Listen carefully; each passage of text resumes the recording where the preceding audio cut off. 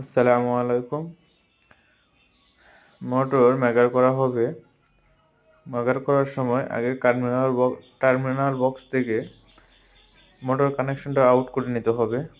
Out নেওয়ার পরে মেগার মিটারের প্রথমে কালো তারটা বডিতে লাগাতে হবে। লাগানোর পর লাল তারটা নিয়ে প্রতি কয়েলে ধরতে হবে।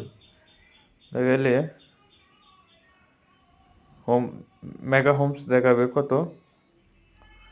দেখেন মেগা হোমস দেখাচ্ছে, বডিতে লাগানো আছে মেগা হোমস।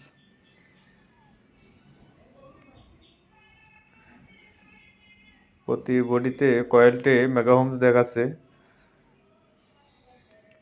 যে মোটরটি ভালো আছে তা চেক করা হচ্ছে। মেগা করা হয়